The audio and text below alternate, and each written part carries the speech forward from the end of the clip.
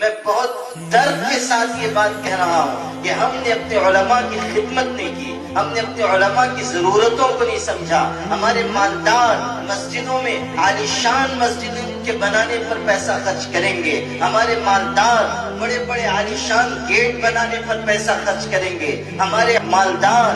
بہترین قالینیں مسجدوں میں لا کر بچھائیں گے، مسجدوں میں اے سی لگوائیں گے، مسجدوں میں بہترین مصلے رکھیں گے، لیکن وہ شخص جو پنج وقتہ نماز کی امامت کر رہا ہے، وہ شخص جو رات کے اندھیرے سے اٹھ کر پھر رات کی تاریکی تک محنت کر رہا ہے، وہ شخص جس کی تمنائیں ہیں، وہ شخص جس کے پہلو میں جس کے دھڑکتا ہوا دل ہے، وہ شخص جس کے بیوی اور بچے ہیں، وہ شخص جس کے بچوں کی ضروریات ہیں، وہ شخص جو رات کو مسجد کے مصلے پر امامت کرتے ہوئے نماز کی نیت باندھ کر کھڑا ہوتا ہے، تو اس کے دل میں یہ خیال ہوتا ہے کہ میں تو ابھی نماز پڑھا رہا ہوں، رات کے وقت امامت کر رہا ہوں، صبح کو میرے بچوں کو کھانے کو کیا ملے گا، اس کی کوئی ضمانت نہیں ہے۔ جو شخص اس بے کسی کے ساتھ زندگی گزار رہا ہے، ہم نے آپ نے اس کے لیے کیا انتظام کیا؟ میرے والد صاحب رحمۃ اللہ علیہ فرمایا کرتے تھے، ہماری مسجدوں میں حالت یہ ہے کہ مسجد کی محراب میں